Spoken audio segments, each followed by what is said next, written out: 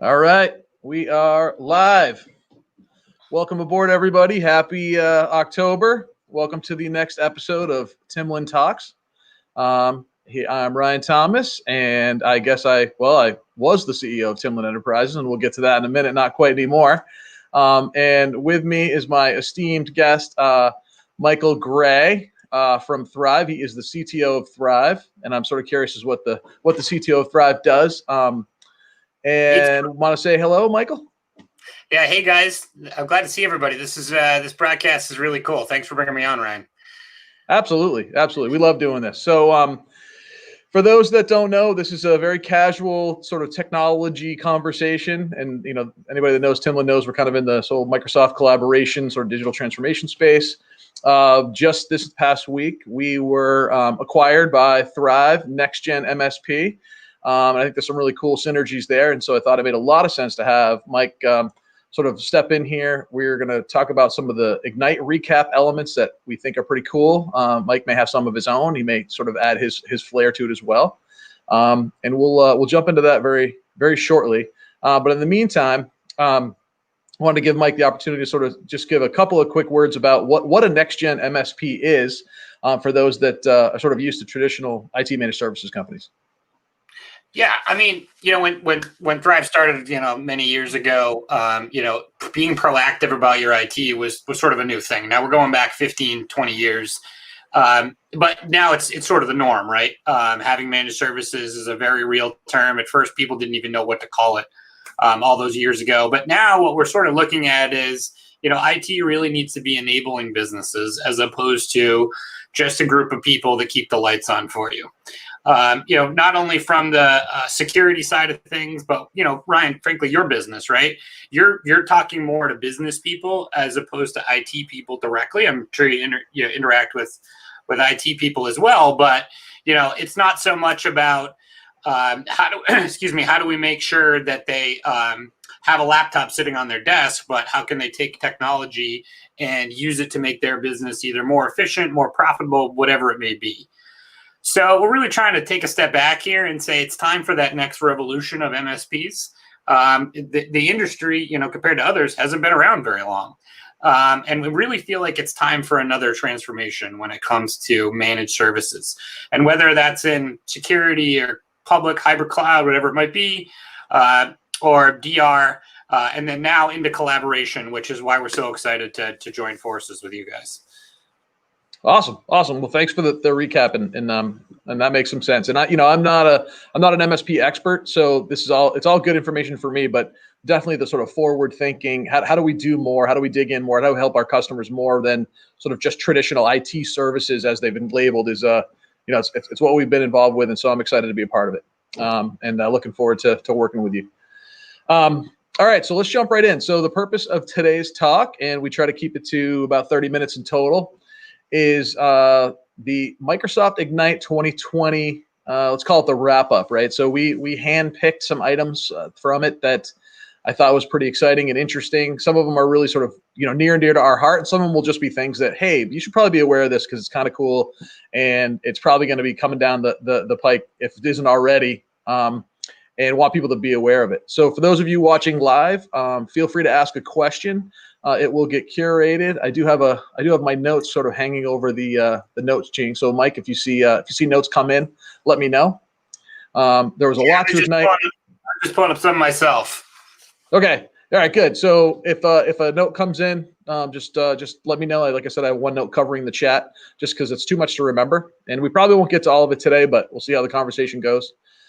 And yeah, so obviously anybody in the Microsoft technology world probably knows what Ignite is. It's their huge technology event of the season. It was done virtually this year, which is a shame because it was always a fun event to attend and network. So instead, we kind of have to take it for what it is, and life goes on. So I'm going to start with some things that maybe aren't necessarily kind of Timlin wheelhouse, but I thought were pretty interesting, and curious to get Mike's opinion on that if it's something that is important to you, but. The whole concept of artificial intelligence, and anybody that's using Outlook and sees their sort of Cortana daily briefing, they're using Delve. Microsoft sort of doubling down on this effort. And Project Cortex, if anybody isn't aware of it, is kind of one of the things they're really putting a lot of development effort into. So I guess, and I'm not an expert in Project Cortex. Don't claim to be. So don't give me any sort of hardball questions, anybody. But it's very interesting to see it start to take place. Sort of AI applied contextually, as opposed to sort of dumb AI, which extracts keywords and says, "Oh, I think that this is a task." This is more like it's trying to understand the type of work that you're doing, and it's trying to extract the appropriate metadata from that type of work you're doing, and then make sort of interesting, sort of bucketed suggestions, sort of much more contextual than classic AI. So, Mike, what do you think? I mean, is this Skynet? Is this good stuff? Like, where are you at on this? Yeah. So, the thing kind of about where machine learning and AI and whatever, buzzword you want to use or buzz acronym you want to use at this point, a lot of this stuff always seemed far away. Like, oh, this is coming and we're going to have these things.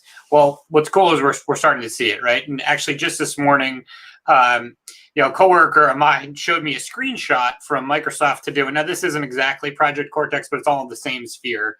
A screenshot from his Microsoft To Do that it was either a Teams message from yesterday or an email where he said to me, "All right, I'll get this taken care of and I'll get back to you tomorrow." So Microsoft, its Graph API in the background saw that he had said this to me and offered to put it on his to-do list. Yep. And he sent me a Teams message. Said, "This is a little creepy," and I sort of laughed, like, "Yeah, well, you're going to get back to me or what?" It's things like this, these little helpers along the way that I think we're seeing in daily life. And now it's like, okay, well, take that and go 10 steps further. Maybe it could pick up and say, "Hey, Jeff, like I actually gathered all this information for you." Jeff's the person that told me about this. "Hey, Jeff, I gathered all this information for you. Is this what you'd like to tell Mike with your own comments?" Something like that.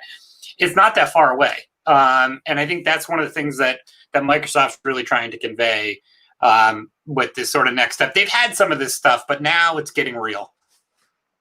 Yeah, it's some of the stuff on the roadmap looked interesting. And I didn't dive too deep into it, but one of the things I thought was kind of cool was that I think by the end of this year, we're going to see like the AI create topic areas on its own based on the information that it gathered and understood, like how it was related together. So, if you had an intranet department page or a program management page or something like that, it may not be as good as people curating it manually, but it will sort of uncover all that information you have access to and aggregate it all into one spot, and then sort of wrap your search around that kind of localized program management type data, which I thought was that's the next step, right? It's really understanding the type of work you're doing, and it will understand how to extract that from documents too.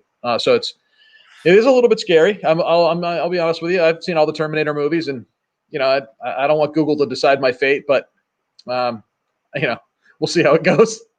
Yeah, I mean, we've seen some fits and starts over the years. I mean, SharePoint on-prem had that. I think it was an audience or people you might be interested to share this information with, and it really wasn't great at the end of the day. And I think we needed some technology to progress. And Microsoft's now kind of there. Like you look at these attempts 10 years ago versus the attempt now, where it was kind of silly before, and now it's like, yeah, this is kind of helpful. So for me, I will tell you, it is actually kind of exciting to see this stuff that, frankly, we were promised, 15 years ago. SharePoint can serve up content to you, and you'll know exactly what you need. Well, now it's going even further. It's saying, hey, that email that you wrote to 275 people, only 20% of them actually read it. And hey, maybe you could write this a little bit of a different way and get people's attention. It's creepy, but at the same time, it is actually helpful. Like anything you do to help with communication, which is such a big problem these days, it's a good thing. So I got to be honest, I welcome it all. Awesome.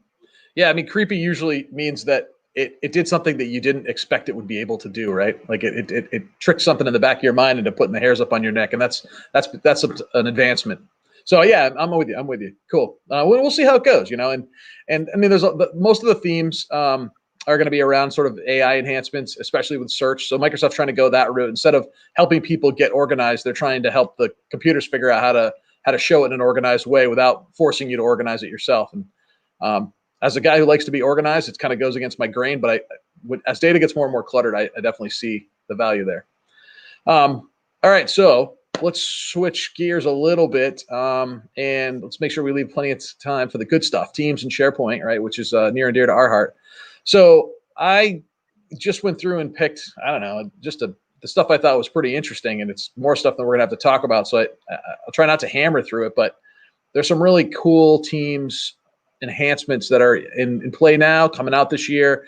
Thought it was just worth sort of throwing them out there, see if ones are worth talking about. At least let the listeners know, what's coming. Like half the battle with this Microsoft, cloud sort of roadmap is just understanding what's changing, what's coming. How do I address it? How do I adapt to it? How does that help me? How do I ignore it? How do I turn it off? I mean, that's a lot of what we do with our customers. So it's important that we stay on top of it and sort of let people make them aware of what's going on.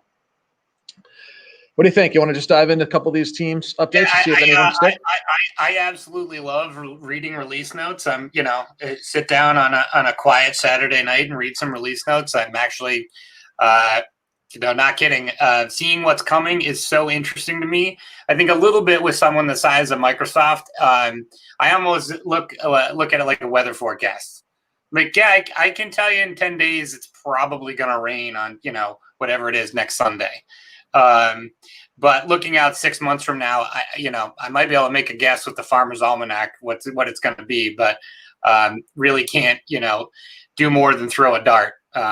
So no, sometimes, we hear about things and then it takes years to actually see it. And I think some of this stuff that you're going to go over is stuff that we've kind of been waiting for. So no, I would love you to hammer through those topics. I think that's frankly what, if I were watching, I would want to hear, oh yeah, what did happen at Ignite?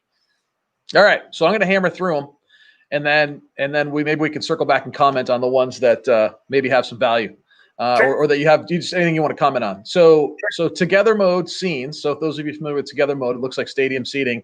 Now you can have it be like in like a judge's courtroom or in the Coliseum, which is kind of funny, but I get that Microsoft's trying to make it a little more interesting and playful, or maybe even business settings, which is good. But I like how they're adding to that kind of Zoom sort of quality components of sort of personalizing your meetings. We have so custom layouts. I thought was really interesting. So now you'll be able to sort of put a PowerPoint up behind you, like if you were presenting on some auditorium or some stage, and you'd have the big screen behind you. So your PowerPoint slide would be behind your head, like where my TV stand is right here, and you can kind of go forward, which I thought was neat. Breakout rooms. Everybody knows probably from Zoom that was an impending feature. I guess in the business world we don't see a breakout room needed too much, but I get in the competition for sort of personal and school and maybe other venues makes sense. Webinar features. So we've tried successfully to use Teams as a kind of webinar format, and it works. It just doesn't give you all the same interesting analytics tools and things that you get because it wasn't meant for that. But those features are coming, which we're excited about. So for those of you that use Teams rooms, so the physical features, I know most people aren't in offices these days, but some of the actual physical technology, like the cameras and the sort of the items outside the room that let you sort of look at schedules and things like that, the touch screens are starting to get a lot of play where they were kind of behind in the beginning. Templating. So, we do Teams templates all the time, but now Microsoft is going to start supporting that in kind of a more out of the box way. So you can create teams out of sort of existing structured templates that's easy for the end user. I love the idea of pinned posts and channels. It's kind of like, when you had to go back and find something or save it and then go try to hunt it down again. Now you can pin it in certain channels or tabs, which makes it really handy to go back and find sort of important pieces of data that people have posted. That's what I've been searching. Oh yeah, go ahead. I've been waiting for. Yep. That's why, I tried to handpick the stuff I thought was worth talking about, right? Yep. So search has kind of been garbagey in Teams, in my opinion. It doesn't really search everything, and so it's kind of hard to find. Like I used to go in there and try to find, like files or things like that. I'm like, well, it's not coming up. And so that they're going to start integrating much more of the kind of other parts of SharePoint search. Probably not all of it, but you get message, you get people, you get files, and it will have that AI-driven component added in. That's a super need for. I mean, if you're building everything around AI and search, you kind of have to have it available in all the places people go. 25,000 member support for a team. That's pretty amazing. Hopefully, I'll never be a member of a team that large, but I guess I can see some value there. I'm hunting for it, but. Let's see if you want to broadcast messages to a whole bunch of people. I guess that makes sense. So Microsoft lists. So that's a whole topic on its own.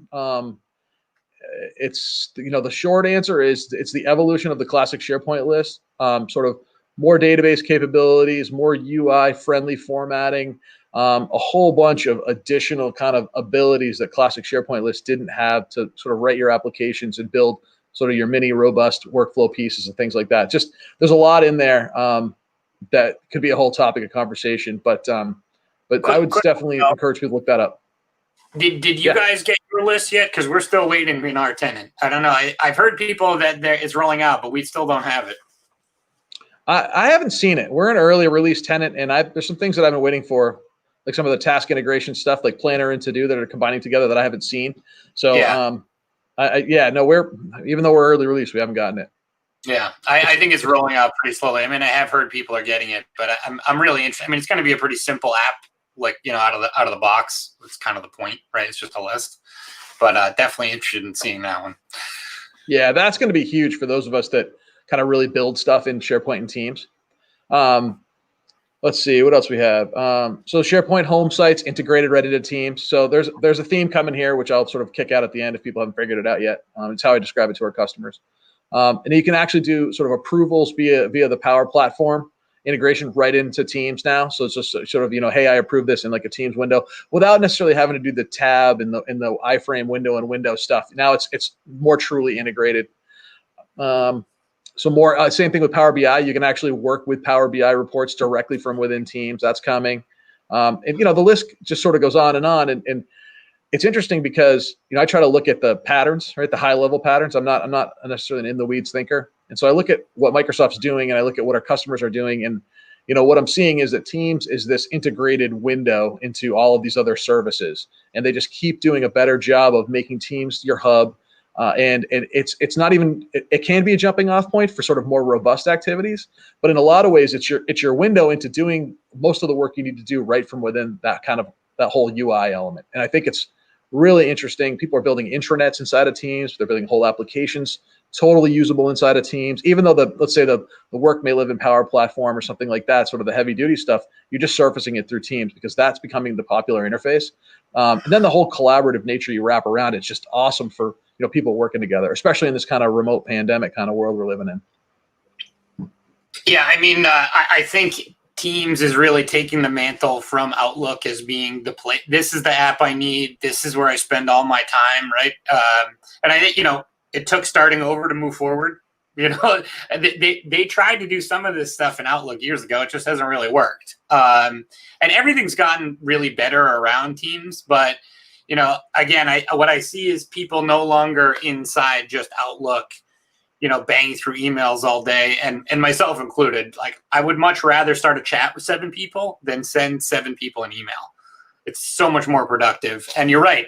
This is the way you consume Microsoft services. And so it's really cool to see the success.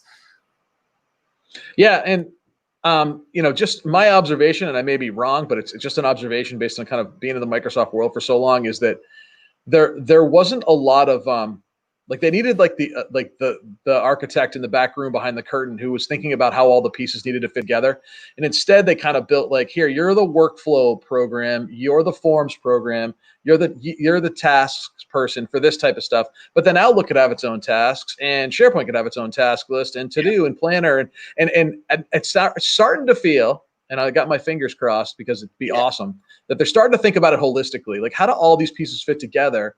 And it looks like To Do is really going to be the task management component that will be accessible via all those other areas or integrated in all those other areas. But the kind of data surfaces or lives in one spot as it's kind of spiders out from there. And that's what I've been waiting to see. And it looks like it's starting to happen. I mean, is that what you're kind of seeing on your end too? Yeah. Well, I mean, I'm sure you've been asked by really anybody. So do I use Yammer or SharePoint? It's like, I don't really even want to answer that question. Where do I begin? So, Microsoft acquired Yammer. But no, I mean, it's interesting because they bought Wunderlist, which had huge following, and took a year or so, took the pieces out of it and then shut it down. Well, the reason they shut it down is because they wanted to really commit to this and integrate it into the other platforms. But no, I mean, pulling these things together, it's actually really nice to see true integration. It's not just a, oh yeah, well, you can kind of hook that thing into that thing, or way back, you're like, let's write some Visual Basic to have Excel talk to Outlook. Like, none of that stuff ever worked. Now, not only does it work, it's easy to consume. Yeah, and it's a UI kind of friendly format for writing code, right? It's a Power Automate script that allows you to sort of interact or move data between those services on the back end. It's not some sort of hodgepodge together, one-shot deal, and it's reusable. And I think there's just a lot of really good stuff coming out, and I love somebody who's thinking kind of about the whole set of systems and how they work together, and not just building a really discrete set of good components. And one of the pitches I make to our customers all the time is, there are the best of breed buyers, right? I'm sure you've run into those where, well, I only take everything in the correct part of the Gartner quadrant, and so they're like, well, we're going to buy Slack, and we're going to have Salesforce, and we're going to have all these disparate tools. And my pitch is, I get that, and I get that these are all really good products. However, I think the concept of the sum of the parts really works well with Microsoft, and it's getting better. Is that each individual sort of service may or may not, you could argue, right, may or may not be as awesome as some of those other disparate tools. But the fact that they're all starting to talk to each other, you can search across them, you can use permissions on them, you can kind of single source for licensing, the management of it, and the overall capability, I think, outweighs all the kind of individual components. And you know what? In the early days, the customers would disagree with me, and maybe they were right back then, because this product wasn't as good as it is now, this platform. But I think now it's kind of a slam dunk. You get any of that sort of stuff from your customers? Yeah, well, I want to jump back to a little bit to the beginning of those release notes with the together mode and the webinar features, and it's one of those things where I think Microsoft they were or still are fighting a battle on two fronts, right? They're fighting to be right there with Slack when it comes to messaging, and then also looking at where Zoom is, and their sort of video collaboration. So to some degree, I think they're fighting a battle on two fronts, but frankly, in a lot of ways, they're winning, right? And so there are a lot of people that are Slack users through and through, looking at Teams and going, you know what, it's just easier to go to Teams because then I can do all these other things. Maybe there are capabilities that are missing from one side or the other, but none of them are deal breakers.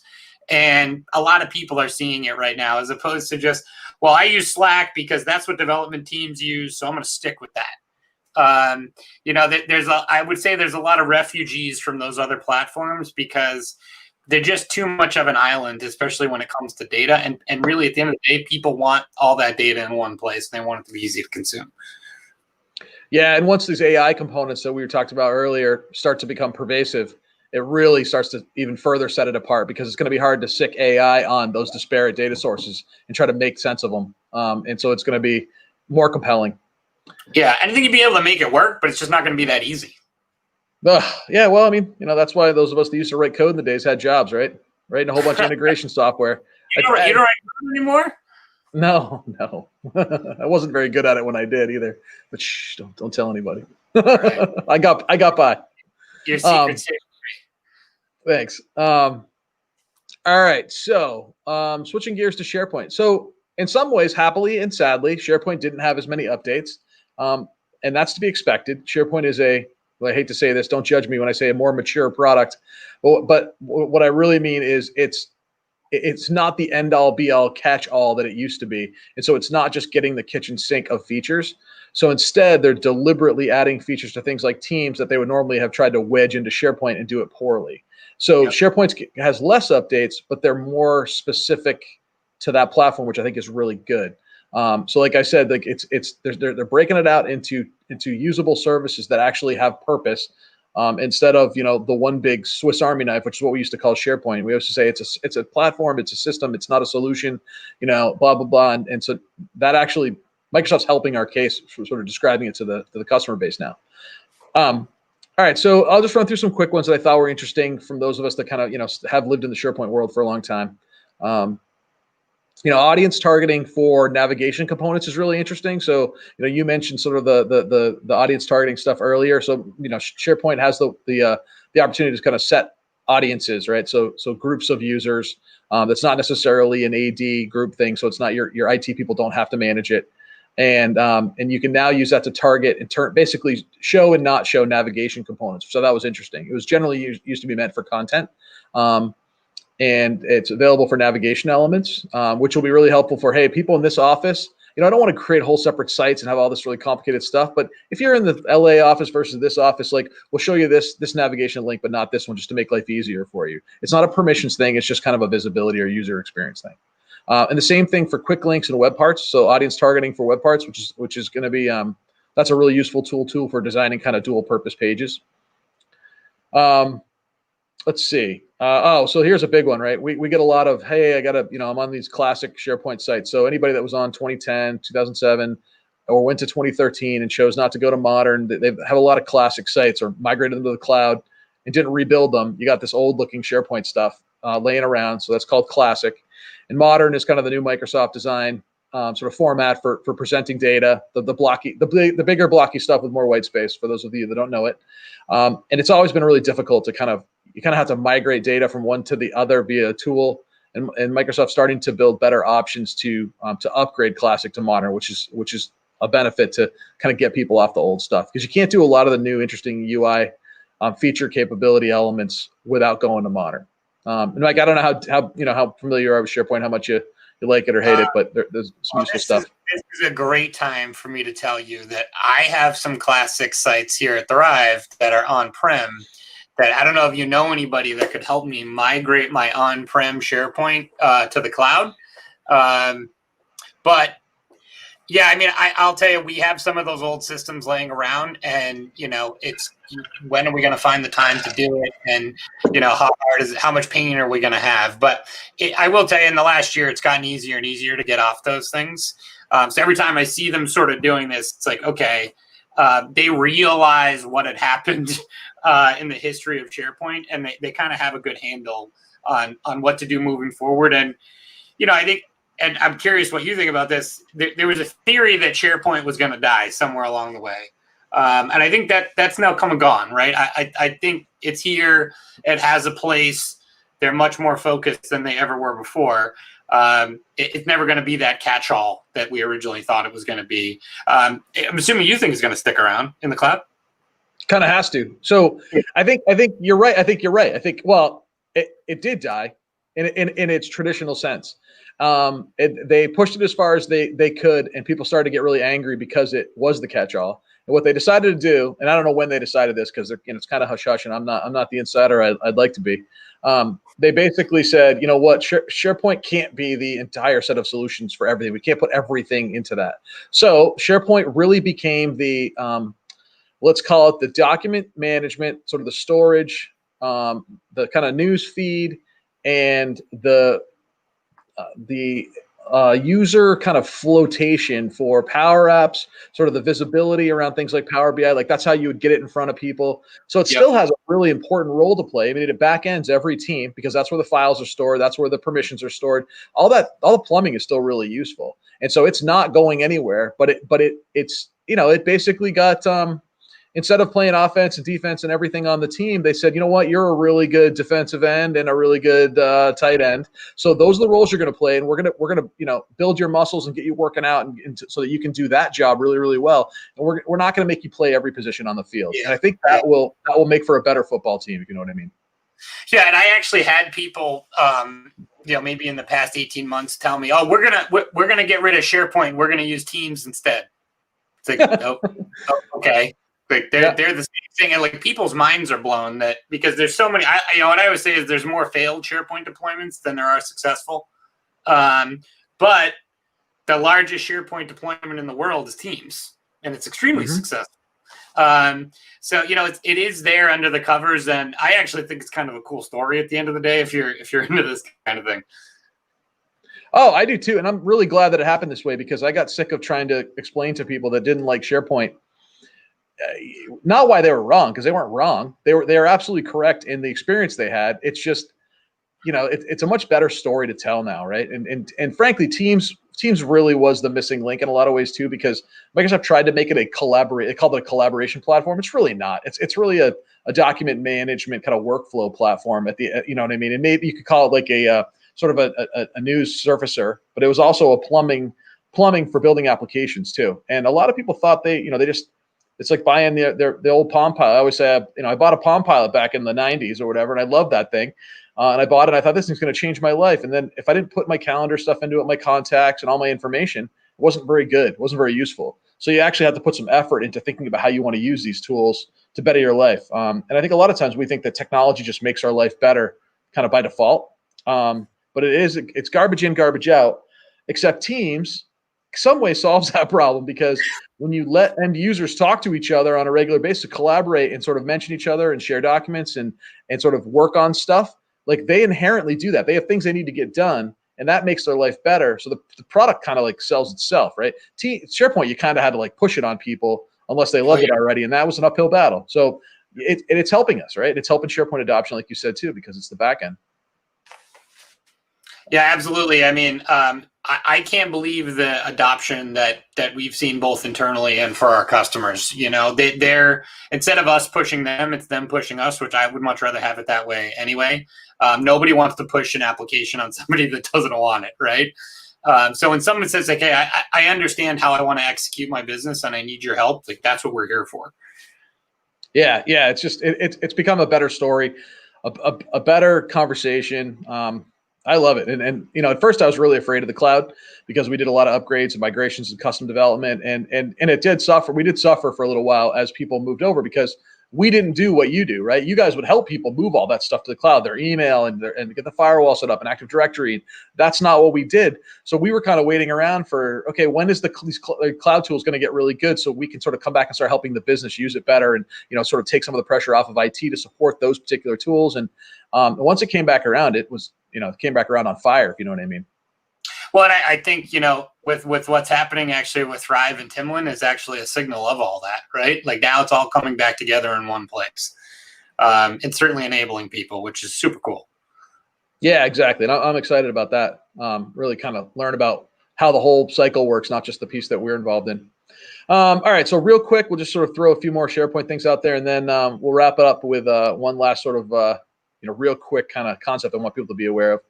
All right. So what else do we have on this list? We have, so those of you, and I'm thinking, speaking from someone who's used SharePoint for a long time and has been annoyed with certain features, I'm going to sort of pop those out. So site analytics has always been a thorn in the side of, of people. They've had to buy third-party tools, and the site analytics weren't good. So Microsoft's making improvements on those. So I recommend, if you care about your intranet and sort of looking at the analytics around its usability and usage, you should see some good things happening there.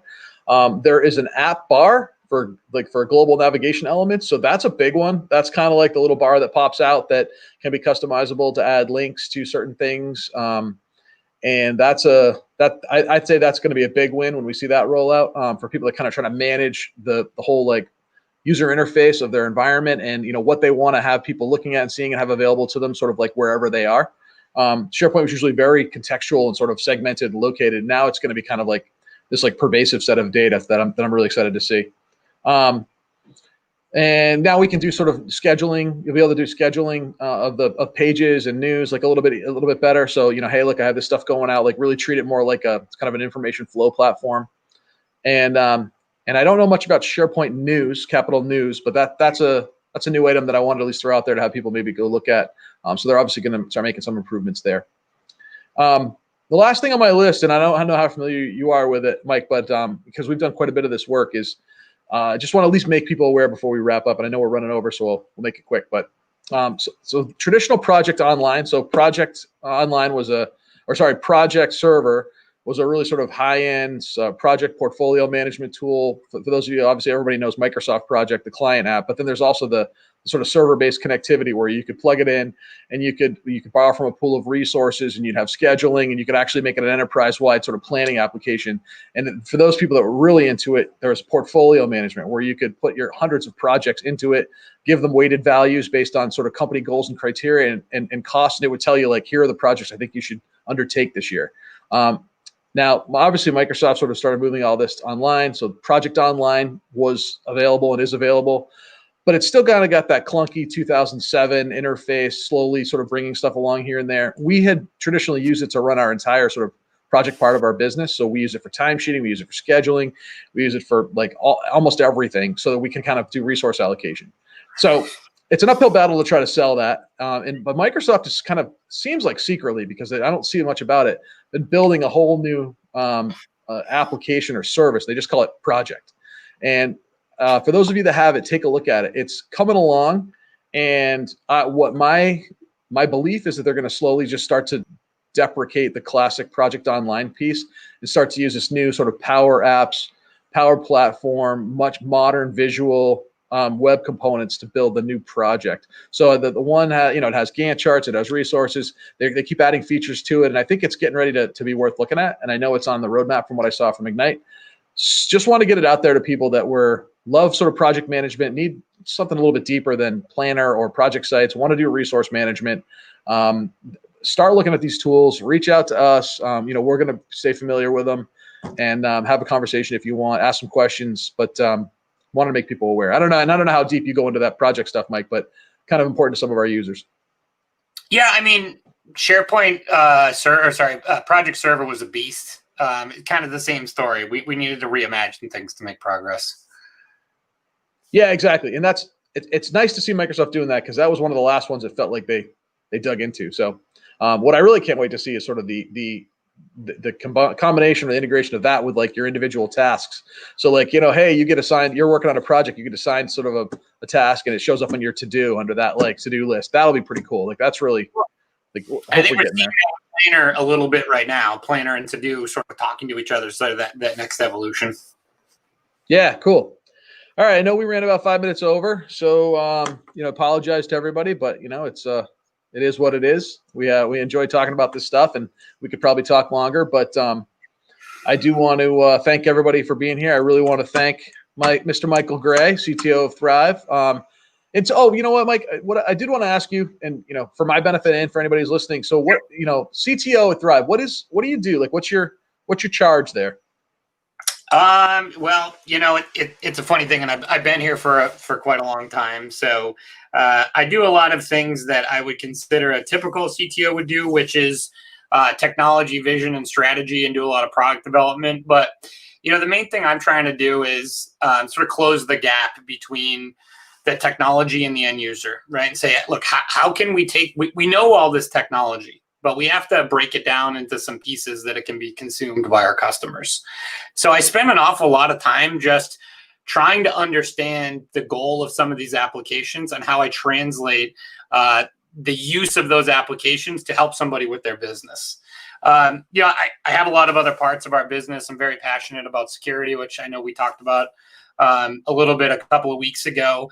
But again, just bridging the gap between all these new things that are coming down the pipe, and maybe someone that's not in technology says like that, this is all great. How do I make use of it? And that I had to tell you that's really what I have a passion for, is sort of understanding the innovation's intent. And then translating that into the business world. So, at Thrive, I have a lot of other hats that I wear, but that really is the primary thing for me on a day-to-day basis. Obviously we run an infrastructure that we support our customers, but it's all for the same goal. At some point, Ryan, we can talk about, how I keep compliance in line when we do mergers and acquisitions and things like that. But I suppose that's a conversation for you and I to have another day. This stuff's much exciting. Yeah, good. And so do you do a lot of work directly with Thrive customers? Do you sort of talk to them directly, or are you kind of just like training your other folks? I love working with our customers. Personally, I wish I had more time to do it. But we're obviously a growing organization, so that's tough. But I never avoid a conversation with a customer because without our customers, we don't really have a lot going for us. So I certainly enjoy it. But I am working a lot on the product development side, and also helping deliver our services. But trying to enable teams to do that in an efficient way. And I have a lot of different areas that I touch on, but on a day-to-day basis, there is a lot of back-end work that I try to do when it comes to our teams and our technology that get translated to an end user. Awesome. Well, thanks for giving me a little background there, and the listeners a background. And I appreciate your time today. Appreciate everybody's time today. For those of you listening live, really appreciate it. For those of you coming back later, circle back with us, ask some questions. We love topics for the next event, and we'll take it from there. And with that, we'll wrap it up. Thanks, Mike. Appreciate it very, very much. Thank you. This was great. This is awesome. Awesome. Well, we do it every 3 to 4 weeks, and we always find interesting stuff to talk about, and it's pretty casual. So hopefully people enjoy it, and we have some fun and learn something. Thank you very much. All right, everybody have a great rest of the day, and we will be in touch. Thank you.